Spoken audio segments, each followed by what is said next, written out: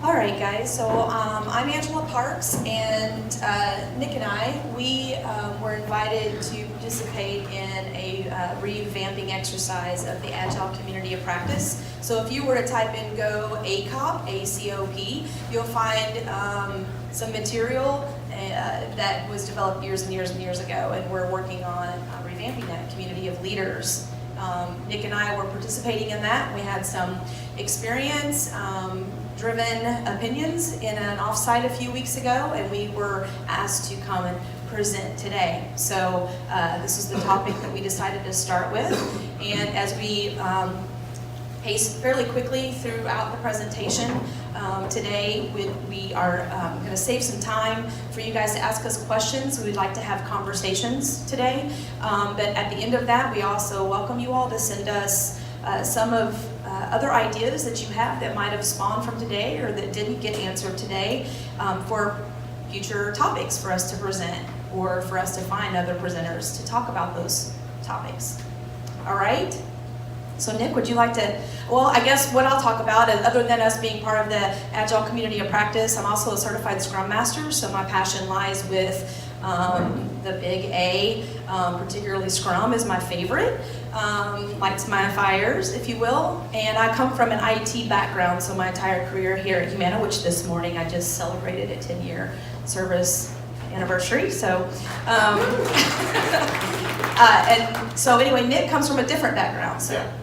So I do not have an IT background. The team that I'm on right now is Econ Technology and Analytics, and I'm the Agile coach for them. This is the first technology team that I've ever worked on. So I've been in about 6 different areas of where we've done some type of Agile adoption, and it's all been non-software focused.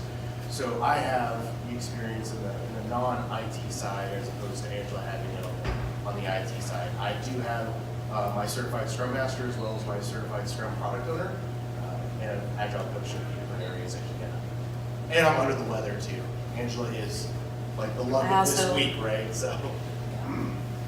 Anyway, so Nick, I don't know if you want to advance where we're going with this. So we've already talked about who we are and why we're here today. And that is, we talked about how Humana is now investing some serious energy in revamping the new Agile community of practice. And so we want to talk about what it means to be big A versus little a, because one of the things that I get engaged in conversations with is figuring out the context that somebody is asking me questions. Are they talking about how to be an Agile lowercase a organization versus process big A, right? So that's what we're going to talk about today, and hopefully by the end of today's sessions, you guys will have some tips of yourselves to walk away with on how to ascertain when someone is talking to you, if they mean big A or little a, because sometimes they might not know either. So that's what we're here to do today. So the concept of big A versus little a. So you guys have probably seen it in communications before, of where Agile will have an uppercase A or a lowercase a. The Agile community of practice is trying to be very deliberate about what we're capitalizing moving forward. So what's big Agile? Big Agile is probably what we're used to seeing, as well as trying to implement. It's very famous in the IT world and software development. It's usually branded and it's got a process focus behind it. So some of those would be, I think Angela and I talked about having Scrum backgrounds, expertise in Scrum. There's also extreme programming, Kanban. Those are all very well branded types of big Agile. They usually have certifications that come along with them. Angela and I also talked about our certifications when we first got here. And then there's usually a good framework for implementation and rolling out those types of process branded frameworks. Some of the cons that come behind it, there's a control aspect that comes to big Agile. It's really difficult in non-software environments for something that was designed for software development. And the people that are expected to go ahead and adopt to this, it does feel like there's a bit of micromanagement and some control around behind it. This bullet is a little, we talked about it today. We want to make sure that we're very deliberate about it. It's about the decreased rate of change, because there's a structure and rigidity when it comes to big Agile. Usually there's time box iterations in which you're actually moving forward, and you don't want to mess with a team, a department, a program during those time box events. So you can feel a decreased rate of change. So what's little agile? So X with a twist. Usually you'll hear things like Scrum Bond, or you'll hear we're gonna do the agile principles and follow the agile manifesto, and maybe not have any structure or rigidity when it comes to any of those branded types of agile that are out there. It's more around the experience and the experimentation, what's going to work for the area that you're in, how are you going to translate exactly the big agile into the area that you're working with, as well as it starts a foundation that you can build upon and maybe end up in a big agile type of environment, because you need to have some type of starting place. Now there's some cons when it comes to little agile. That's the leadership ambiguity. There's not that structure and rigidity that comes with the big agile, as well as it's process agnostic. My experiences in Humana is that we all have very process-focused minds. We like to know exactly what we're supposed to be doing, when we're supposed to be doing it, what's the next steps that we're going to be doing. That agnostic and ambiguity can sometimes be difficult when it comes to any type of adoption. So what I'd like to add on to this, and when Nick indicated we had a conversation about this, is I was like, where do you think you're going with this control and decreased rate of change topic? How I like to look at the big A is it's a recipe. It's branded, as Nick stated. It's something that if you were to eat a piece of chocolate cake and ask your friend for that recipe because you want to keep replicating that really great chocolate cake, you're going to want to go back to the basics of the big A. Whereas the little a will also be following some principles of big A, but with a little bit less formalities of process. Yeah, I think the way that we talked about it earlier was recipe, ask somebody, they'll put it on a note card and take it to you. Little agile is like your grandma saying you need a dash of this, a handful of that, a pinch of this. So it's not as easily replicable. All right.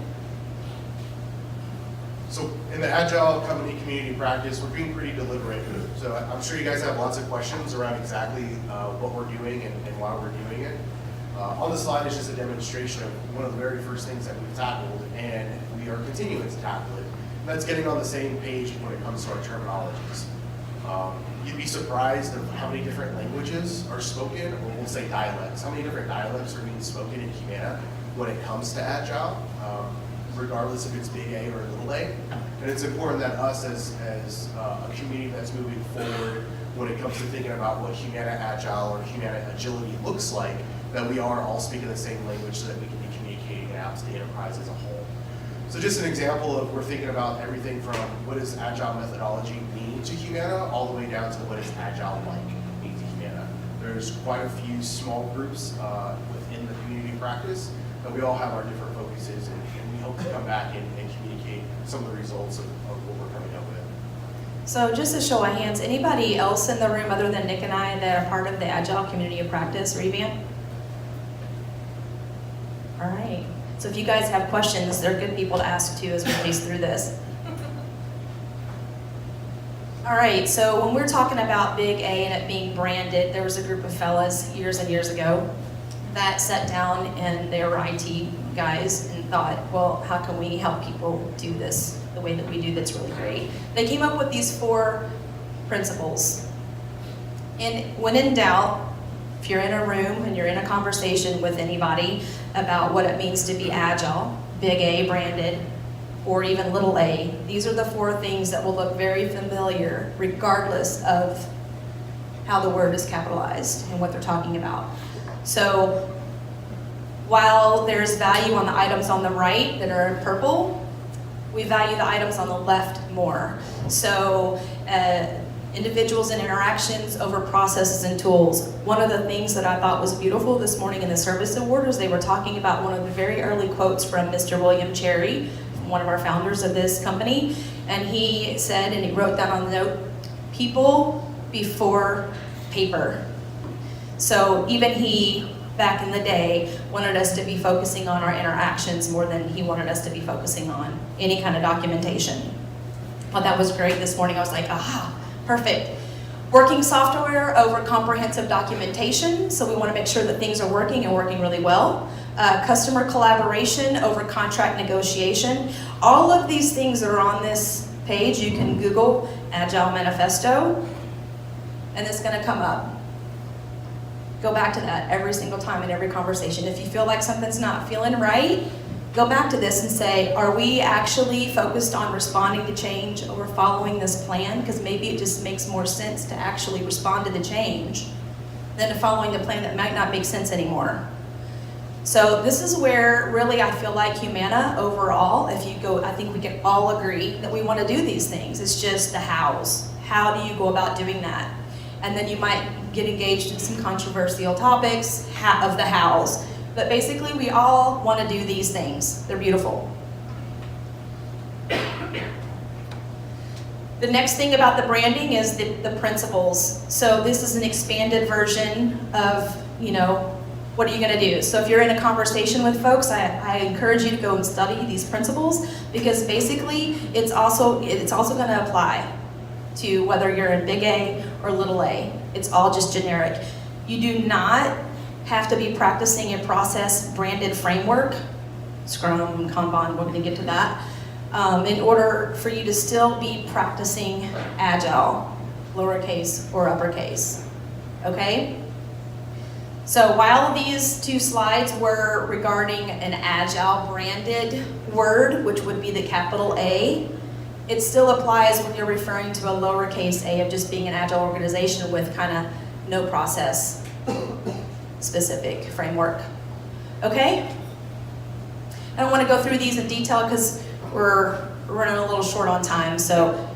I'm just going to throw my 2 cents in when it comes to this as well. So, in the econ area that I'm working in right now, we've decided to implement SAFe at the program level, and then at the team level, we've done the Scrum. So when we're talking about the manifesto and the principles in and of itself, it dawned on me this week that we need to stop waterfalling our Agile adoption, which means it's not all or nothing right off the bat, that there's an incremental adoption that you have to have, and so you need to Agile your Agile adoption. So when we're talking about big A and little a, we're talking about big A with very concrete frameworks that have an all or nothing essentialness to it when it comes to implementing it. Little a, some of the steps that you can follow is literally just saying that our area is now going to follow the manifesto, and we're going to try to have the principles in our daily lives. That is an incremental adoption if you're thinking about moving over into an Agile light or a little Agile organization. One more thing, pet peeve. When people say we do Agile, we do Scrum, we practice, everything's practice, because the whole concept behind being Agile is practicing. You're always changing, you're always revisiting what it is that you could be doing better. We're always changing to the times. So please, if you're one of those folks that tend to say, we do Agile, they do Agile, please start trying to correct yourself and saying we practice, because it's impossible to do. It's not a steady constant, that's what you do. You're gonna practice. So as we were trying to get to here, so if you think of the big letter branded capital A as Agile, or lowercase, I could have put the lowercase Agile word there as well. It's an umbrella. It's an overarching 4 principles, 12 values, or 4, and then all of these frameworks fall underneath of that. They are all Agile frameworks, and they're all more specific recipes that if you do this is proven, that if you do this exactly to the T here, you will have success. The complication comes in, and I have provided some preceding slides here about what those frameworks are, and trying to decide what type of work your team is doing and which framework works best for them. I've had Kanban teams, it was a DBA team, it worked really great for them because every one of the pieces of work that they did was the same, repetitive, repeating over and over and over again work. It's great for them. They had WIP limits, it was a different way of managing the work that they had. But most of my teams have always been Scrum. It's easy to understand, it's fairly quick to implement, you're running within 2 weeks. But none of these are wrong. They're all perfectly fine. So if you're in a conversation with somebody and says, well, Scrum doesn't work, we do Kanban because that works. Maybe it works for them. It's the type of work that they're doing. Or maybe Scrum didn't work for them because they weren't doing it based on that recipe card.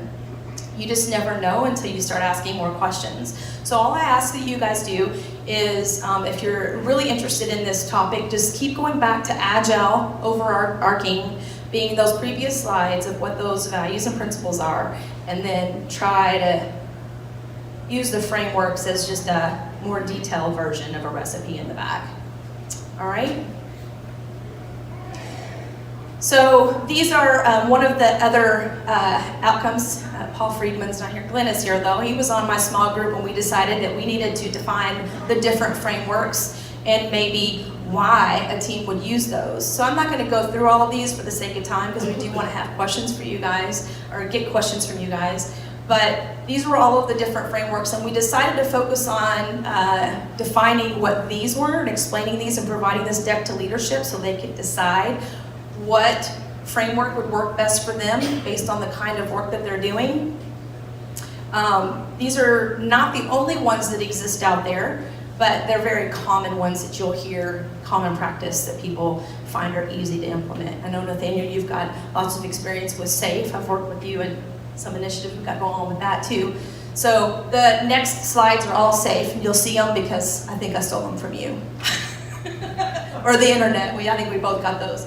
So you want to go ahead and advance? Yeah, so all of these are literally what is published regarding SAFE, which is there are pockets of Humana that are implementing SAFE, scaled Agile framework for the enterprise, and it's a big deal because at Humana, if you're trying to think about Scrum, and we're such a big organization, sometimes people get lost in but what happens outside of here at that portfolio level, project program management level. So I know Nathaniel's been running some transformation efforts just to practice SAFE initiatives there and seeing how that will work in some areas. It's working for some areas of the company.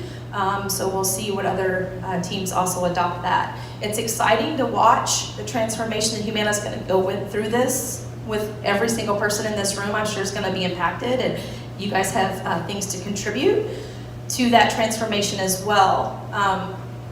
What do you guys have? What do you choose here? But what kind of questions do you have as we're thinking about what we want to talk about next and bringing subject here? Maybe we've got questions we can answer today that you have specific to the material we presented today, or maybe it's a topic that we present again another time. Does anybody have any questions regarding little or big A? Yeah. It'd be great to hear y'all talk a little more about the role of the Scrum Master or Agile Coach. And I noticed you had a slide about the product owner as well, or product manager, product developer, whatever. Kind of talk about kind of the relationships there. Would be helpful. Okay, so one of the really important things to think about whenever you're a Scrum Master that I feel like sometimes gets lost is, and being a certified Scrum Master and Scrum lover, passionate about it, is that Scrum Masters are coaches themselves, but then outside of that entity there is also an Agile coach. And I know that Megan in her last publication and notification us is that Humana is looking to bring in official Agile coaches to help us through this transformation, which they hadn't done previously, which is really exciting. But those Agile coaches are different than embedded Scrum Masters with teams. And the Scrum Masters and the teams are coaching their team through that, but that Agile coach is coming in and also helping with leadership, because there's a lot of ambiguity in Agile, right?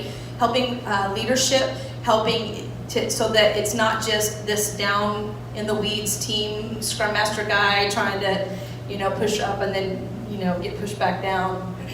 But Scrum Masters are coaches. It takes a really strong Scrum Master with that skill set to try to coach through a big transformation like this, though, especially when you're in a company as large as Humana.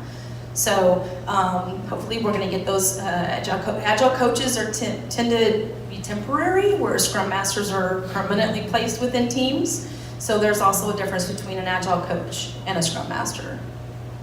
Did that help, Chris? Yeah, did that answer your question? More specificity? to come back and talk about the roles? Yeah. Roles.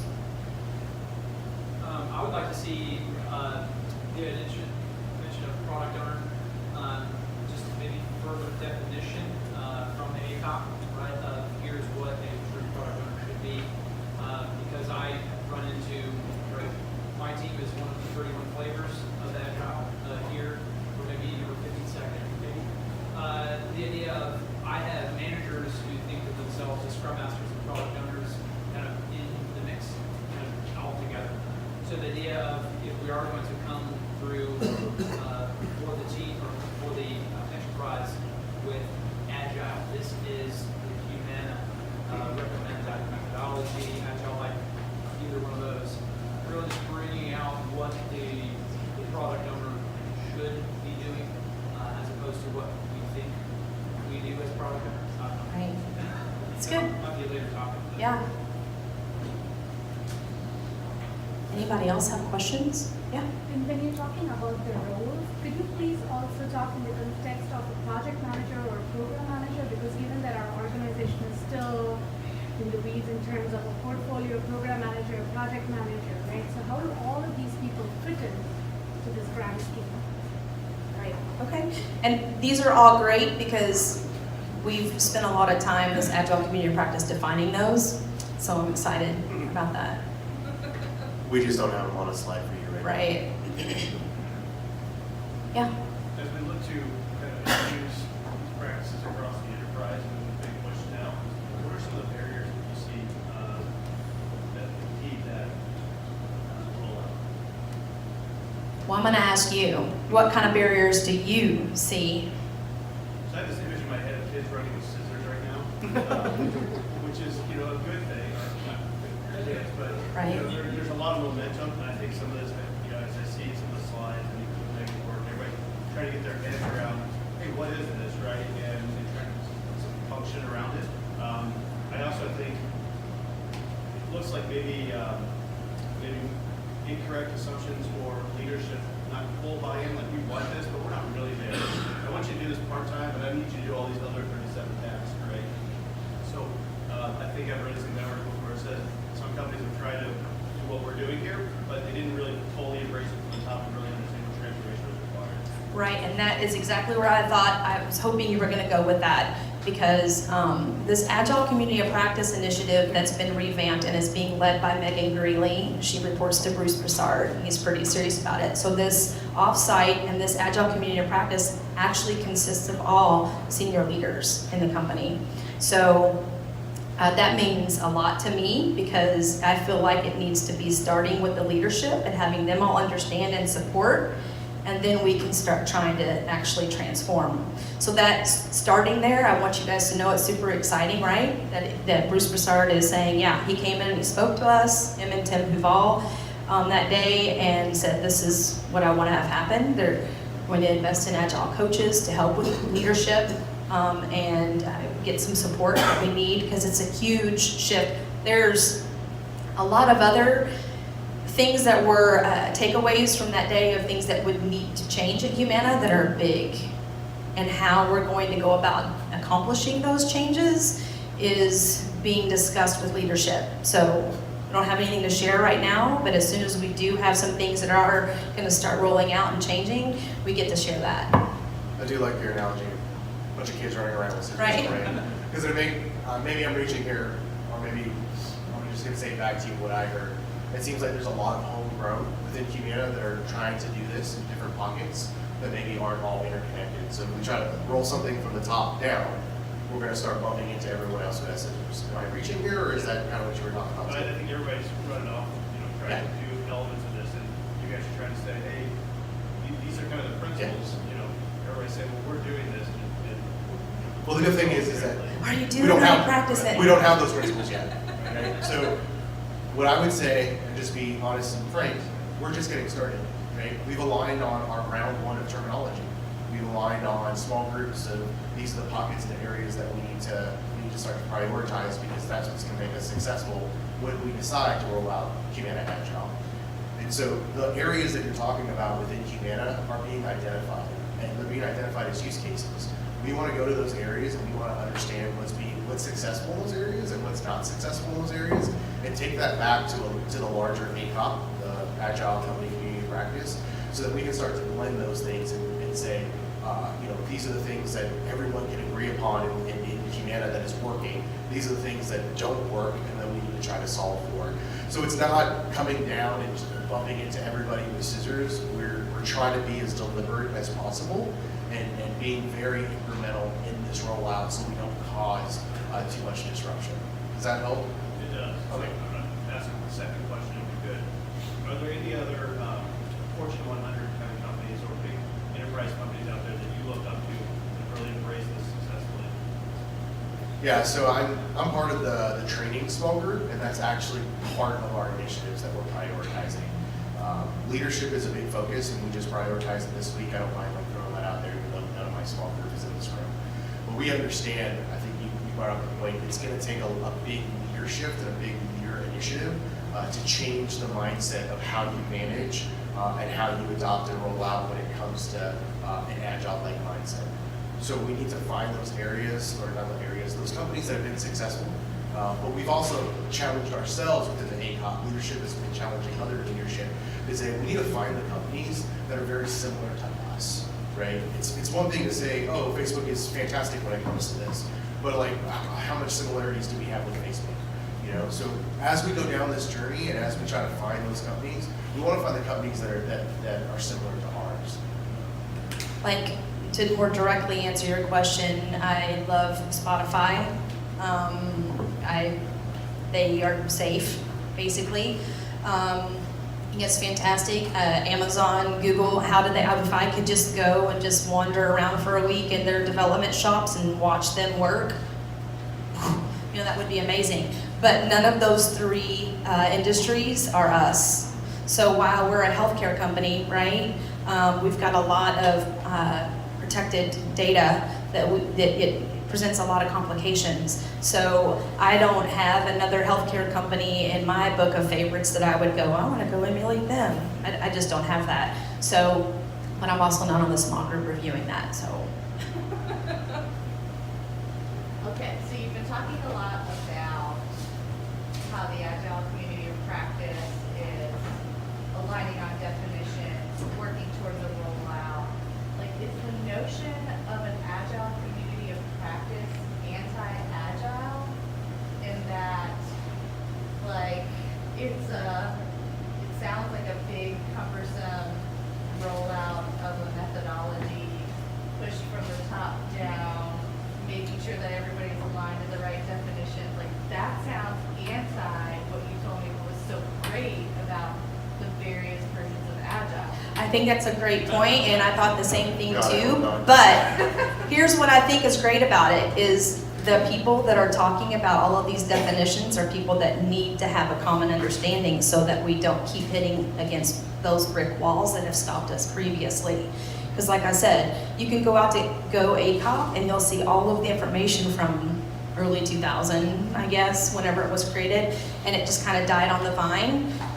Us having Agile coaches is going to come out of that. I don't know that Humana is going to come out and tell people you all have to practice the same framework. I think what Humana is going to do, though, is enable leaders to be able to revamp some of the things that we currently do that are on a long list of things that are going to prevent us from being agile. That's the intention of that. So it's that's what I think the advantage of it is. We're just such a large company that it kind of takes this larger group of leaders to come in and say, funding, how do we want to rethink that to be able to enable this? Because it's a big topic, right? Framework, do we want to have to tell people what framework to use? What tools do we want to give people? Because they're not all co-located. We've got, so these are all of those things that body of leaders are thinking about. What are things that they personally and directly will need to make changes in their organizations, which are huge, and how they all collaborate together. I think they've established themselves as a good check and balance system as well. It's not just senior leaders developing this with a major consultancy in a bubble and in a vacuum. They're still reaching within the organization for areas that have done this before. Angela's done this before, I've done this before, and they're bringing us into the ACOP so that we can bring check and balance to say, we can't roll this all out just at once. We need to be incremental about this as well. What's stopping us? What's stopping us? Fully autonomous teams. Do you have any examples of organizations within Humana that are doing maybe the small A Agile really well, and in particular, let's say like smaller organizations of maybe a couple dozen people? Something that's not related to IT. Sure, we can come back with it. Off the top of my head, I can only think about the areas that I've been in before. If that's a topic that we're interested in, and it's where maybe in the non-software world. Before I came to the innovation lab, while it still existed, I had a team of 15, and we were in the resolution space. So we had an agile operating model, but it stayed structurally within a product owner, Scrum Master, and then I would say that our leader was a semi-chief product owner, if you will. So we were agile-like, we were a little agile, but some of the results from that, we had a sister organization, we focused solely on process improvement, and we were able to make twice amount of process changes than our sister team did, who had close to 50. Yeah, we'll put that on the list.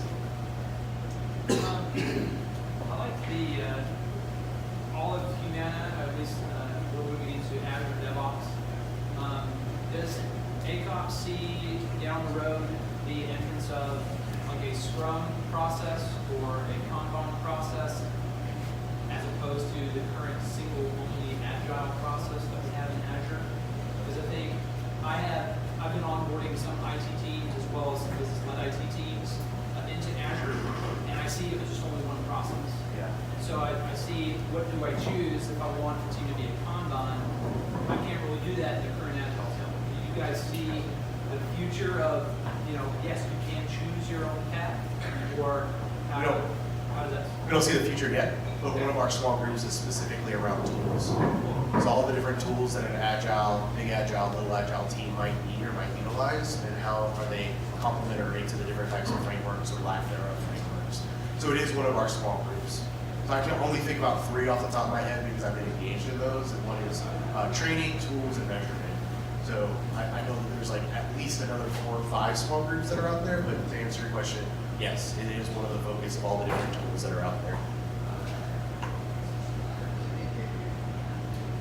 It's the time. Yeah, I think it's like 12:54, guys. Anyone else?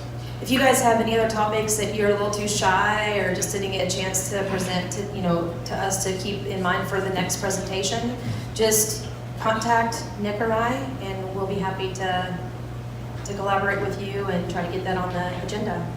And we'll work with Chris. Last question. We'll work with Chris to get the slides sent out because everyone that was that accepted the invite. Great. Thank you.